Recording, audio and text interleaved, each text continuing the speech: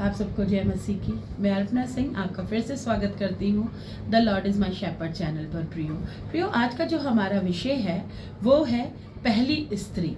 पाक कलाम में से देखेंगे उत्पत्ति उसका दूसरा अध्याय उसकी 18वीं आयत से लेके और 25वीं आयत तक, जिसमें प्रियो बहुत ही प्यारा विवरण है पहली स्त्री के विषय में।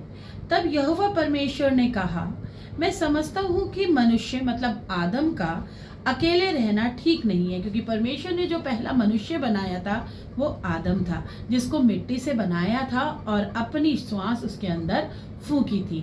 अब परमेश्वर कह रहे हैं कि इस मनुष्य आदम का अकेला रहना अच्छा नहीं है, मैं उसके लिए एक सहायक बनाऊंगा जो उसके लिए उपयुक्त होगा। यहोवा ने पृथ्वी के हर एक जानवर और आकाश की हर एक पक्षी को भूमि की मिट्टी से ही रचा था। यहोवा इन सभी जीवों को मनुष्य के सामने मतलब आदम के सामने लाया और आदम ने हर एक का नाम रखा, चाहे वो जीव थे, चाहे वो पशु थे, चाहे आकाश में उड़ने वाले पक्षी थे, उन सबको नाम दिए और हम उन्हीं नामों से उनको आज जानते हैं। प्रियो 22वीं आयत में है, अतः यहोवा ने देखा, जब यहोवा ने देखा कि इन जानवरों में से तो कोई भी इसके लिए उपयुक्त नहीं है, अतः यहोवा परमेश्वर ने मनुष्य को गहरी नींद में सुला दिया और जब वह सो रहा था यहोवा परमेश्वर ने मनुष्य के शरीर से एक पसली निकाली। आदम के अंदर से एक पसली को निकाला यहोवा ने। परमेश्वर ने मनुष्य के शरीर से पसली निकाल ली। तब यहोवा ने मनुष्य की उस त्वचा को बंद कर दिया जहां से उसने पसली निकाली थी, और यहोवा परमेश्वर ने मनुष्य की पसली से स्त्री की रचना करी। तब आदम ने कहा, ये नर में से निकाली हुई है, इसका नाम नारी होगा।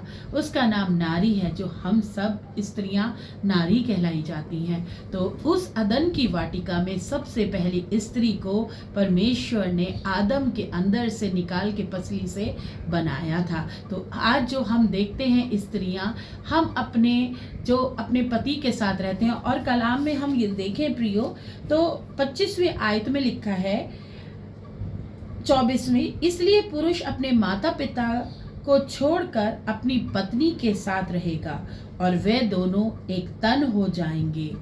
प्रिया आज हम देखते हैं पति पत्नी एक दूसरे के साथ ही रहते हैं। तो अगर हम स्त्रियां हैं तो हम अपने पति में से निकाली हुई पसली है उनकी। स्त्रियों के अंदर 2 पसली और पुरुषों के अंदर 1 पसली पाई जाती है। तो प्रियो अपने पति से, अपने जीवन में अपने पति से, पत्नी से प्रेम करें और परमेश्वर की आशीषों को ग्रहण करके उसका धन्यवाद करें। इसी प्रकार से पहली स्त्री को परमेश्वर ने इस संसार में जीवन दान दिया।